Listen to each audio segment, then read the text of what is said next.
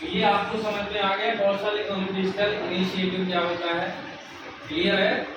अब इसके अंतर्गत हमें एक चीज बतानी है कि जैसे कोई हमारे ऐतिहासिक धरोहर है ना, जो बहुत पुराने समय से चले आ रहे हैं और उनका एक महत्व है, उनके पीछे की एक कहानी है, तो उसके बारे में भी हमें आपको बताना है। तो आज हम आपको तीरथ सागर के बारे में बताएंगे, जो कि हमारी ऐतिहासिक धरोहर है। तीरथ सागर कितने लोग गए हैं आप लोगों में से? नाम सुना है? कोई नहीं गया तीरथ सागर?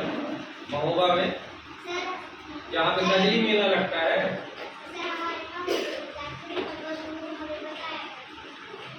चलिए कोई बात नहीं, जब आपको मौका मिले तो जरूर आपको चलना है, ठीक है। तो तीरथ सागर का हम आपको इतिहास बता दें।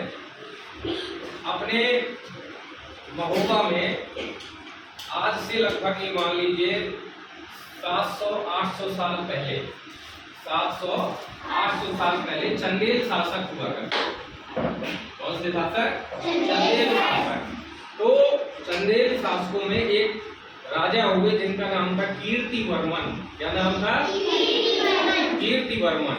तो कीर्तिवर्मन ने यह तालाब जो है 1182 ईस्वी में लगभग जो है इसका निर्माण कराया।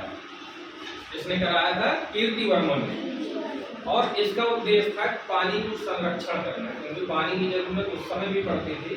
तो एक नदी थी, उन्होंने नदी पर बांध बना करके इस तीरथ सागर को यहाँ पे पानी इकट्ठा किया था। बहुत गहरा तालाब, बहुत बड़ा था, बहुत गहरा था। आगे चल करके इसी तीरथ सागर के कीर्तिवर्मन ने बनाया था, तो इसका नाम पहले कीर्ति सागर था। क्या था?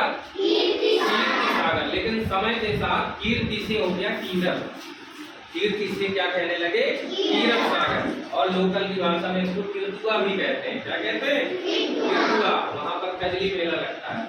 तो आगे चल करके जो हमारे राजा चंदेल शासकों में एक राजा हुए, राजा परमाल। कौन से हुए? राजा परमाल। उनके दो सेनापति थे, आल्हा और उदल। नाम सुना है सभी ने? उनके दो सेनापति थे, आल्हा और उदल। आल्हा हाथी पे चलते थे और उदल घोड़े पे चलते थे। बहुत बहादुर सेनापति, बहुत बहादुर।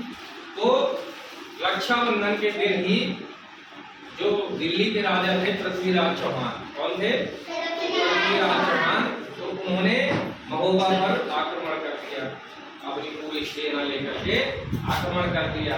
अब यहाँ के जो राजा परमाल थे, राजा से युद्ध करने तुरंत जाता नहीं था, वो अपने सेनापतियों को भेजता था। तो उन्होंने आला और उदल को भेजा कि इनका सामना करो। तो आला उदल अपनी सेना लेके गए और यही तीरथ सागर के तट पर जो बना हुआ है आपका, वहीं पे भीषण युद्ध हुआ आला उदल की सेना के बीच में और पृथ्वीराज चौहान के बीच में। तो रक्षाबंधन का दिन था। कौन सा दिन था? रक्षाबंधन का दिन था। तो उसी दिन भीषण युद्ध हुआ। आल्हा और उदल ने अपनी वीरता का परिचय देते हुए पृथ्वीराज चौहान को भूल जगा दी। पृथ्वीराज चौहान को महोबा से भागना पड़ा, और उसी के विजय के उपलक्ष्य में, जीत की खुशी में हर वर्ष रक्षाबंधन के अगले दिन से कजली मेले का शुभारंभ किया गया। तो यहाँ कजली मेला भी लगता है। आप लोग जाते हैं कि नहीं जाते हैं? इसीलिए अपने क्षेत्र में रक्षाबंधन पूर्णमासी को मनाया जाता है, श्रावण मास की पूर्णमासी को। लेकिन चूंकि उस दिन युद्ध हुआ था, तो महोबा की जितनी भी बहन थी वो अपने भाई को राखी नहीं बांध पाई। तो अगले दिन यानी परेवा के दिन यहाँ पे त्योहार मनाते हैं, रक्षाबंधन का ना एक दिन बाद ही मनाते हैं। तो इसी वजह से, क्योंकि उस दिन युद्ध हुआ, युद्ध में विजयी रहे आल्हा और उदल, किसी ने राखी नहीं बांधी, और उसके बाद वो विजय हुई।